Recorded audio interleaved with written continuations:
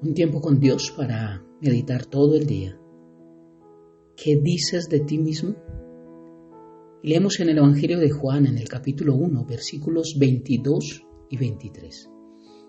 Dice la palabra de Dios, le dijeron, pues ¿quién eres? Para que demos respuesta a los que nos enviaron. ¿Qué dices de ti mismo?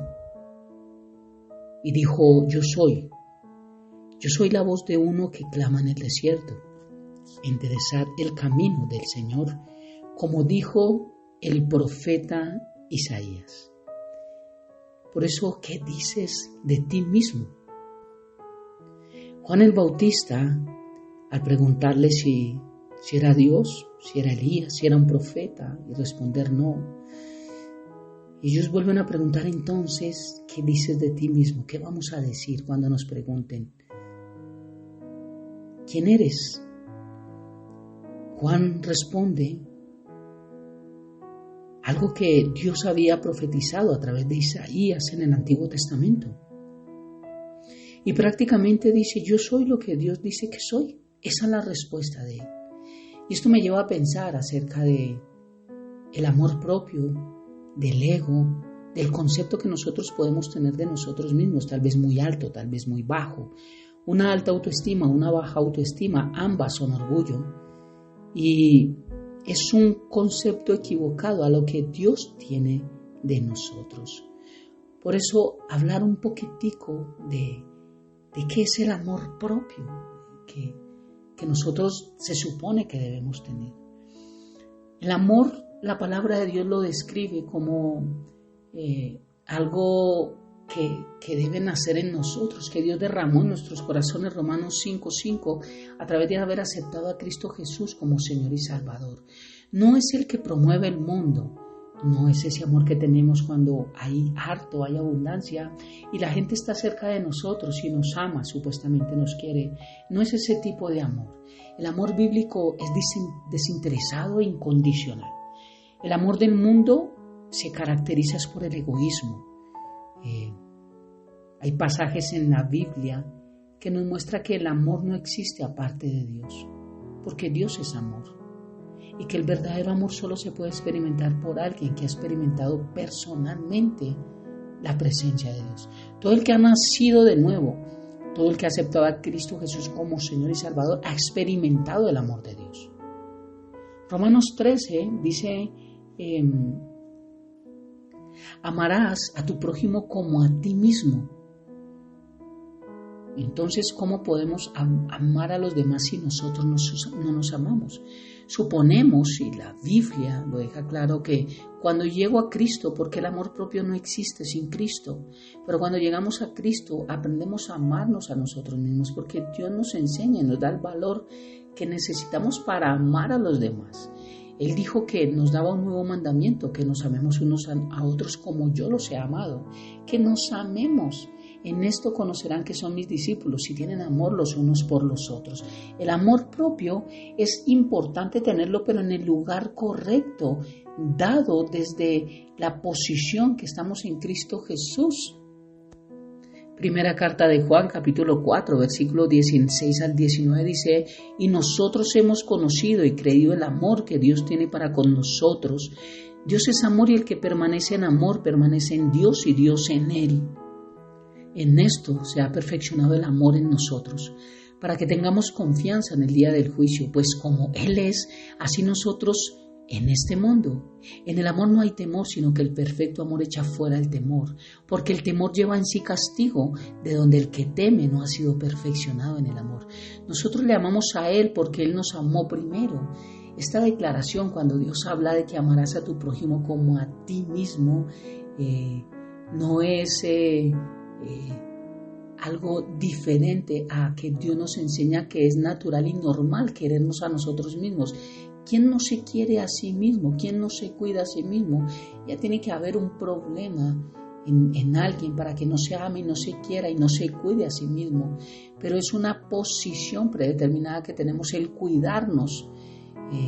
No hay falta de amor propio en nuestro mundo. Cada quien nos amamos. Cuando el Señor dice que amarás a tu prójimo como a ti mismo, nos está diciendo esencialmente que necesitamos tratar a las personas como nos tratamos a nosotros mismos. La Escritura nunca nos manda a amarnos a nosotros mismos porque da por sentado que ya lo hacemos. De hecho, las personas en su estado no regenerado aún se aman demasiado y aquí ya es un problema. Hay un egocentrismo en cada uno de ellos. En la parábola de Jesús y el buen samaritano, solo hubo un hombre que demostró ser un verdadero prójimo para el hombre en necesidad. Habla del samaritano en Lucas capítulo 10. Dice que hubo otros dos, un sacerdote y un levita, que se negaron a ayudar al hombre necesitado. Su fracaso para demostrar el amor del hombre herido no fue porque ellos así se amaban muy poco, ellos no se amaban tanto para ayudar a los demás. Fue el resultado más bien de amarse a sí mismo demasiados y por lo tanto no poner interés en los demás. No entendieron que en la forma en que se supone que nosotros nos amamos debemos amar a los demás. El samaritano dice esta parábola que demostró un verdadero amor. Dio de su tiempo, de sus recursos, de su dinero y sin pensar en sí mismo.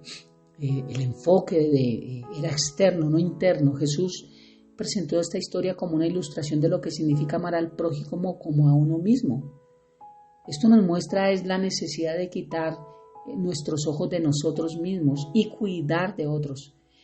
La madurez cristiana exige: nada hagáis por contienda o por vanagloria, antes bien con humildad, estimando cada uno a los demás como superiores al mismo, no mirando cada uno por lo suyo propio, sino cada cual también por lo de otros. Filipenses lo dice capítulo 2, versículo 3 al 4.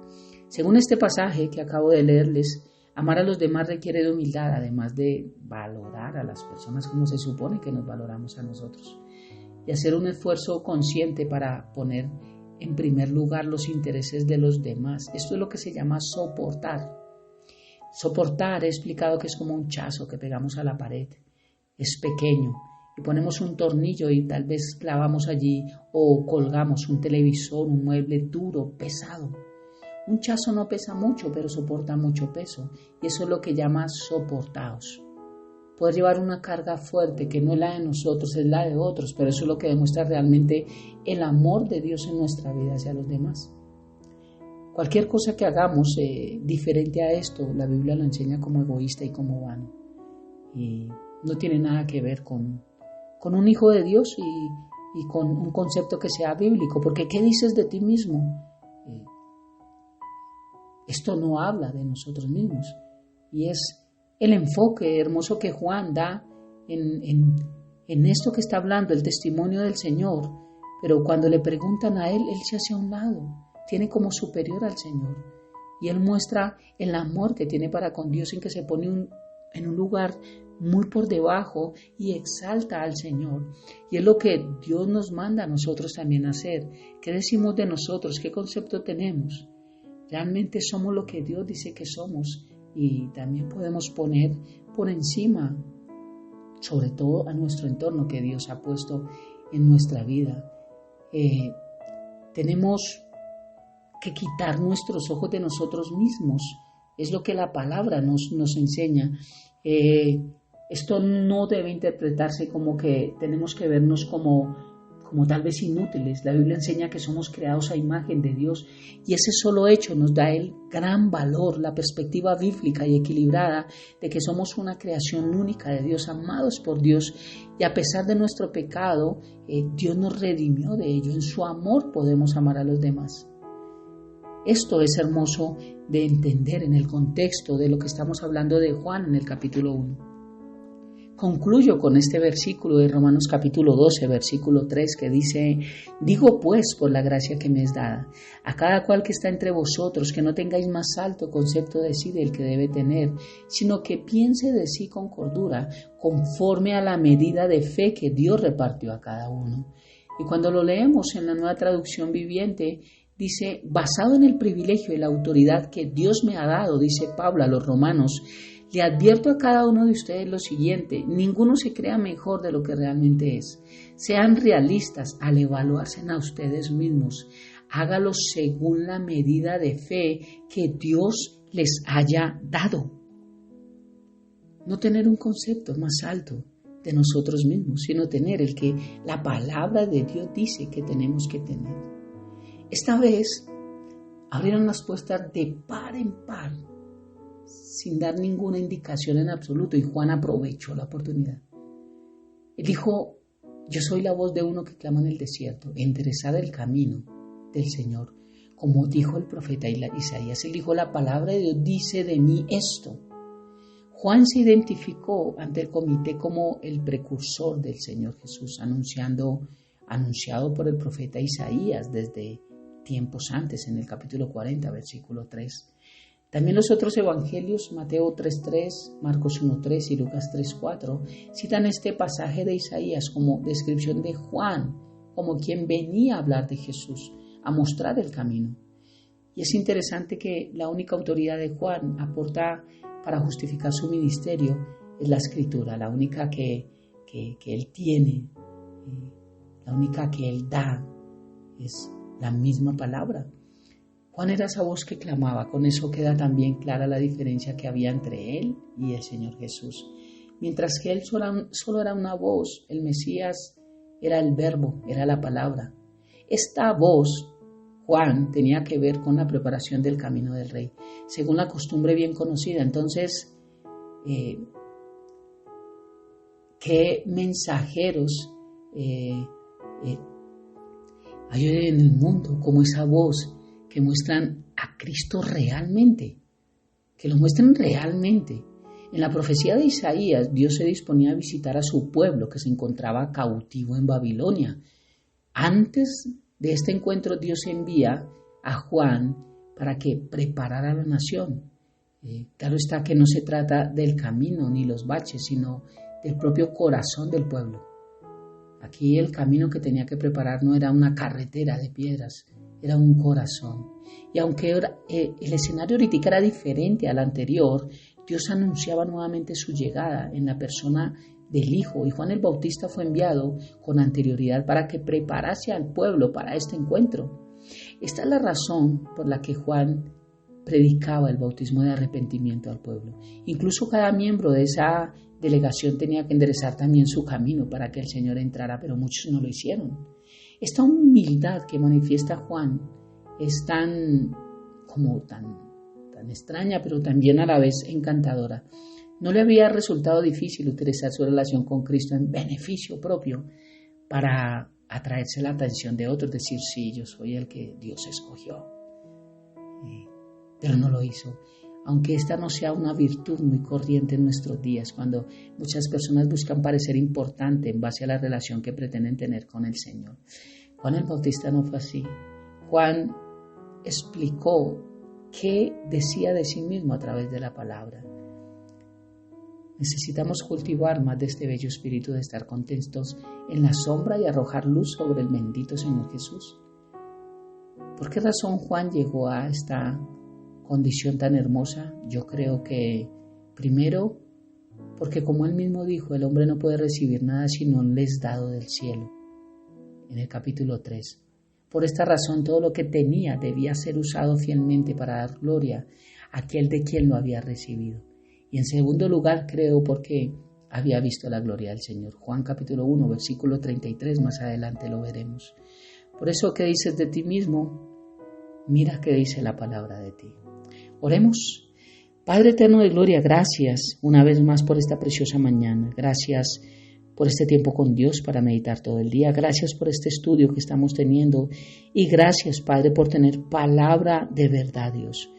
Gracias por darnos la bendición, Señor, de no tener tal vez un mensaje emocionalista y que nos levante tanto el ánimo, pero sí que nos enseñe, que renueve nuestra mente, que derribe argumentos y que forme cada vez más tu carácter en nuestra vida y que nos muestre la importancia de tu palabra.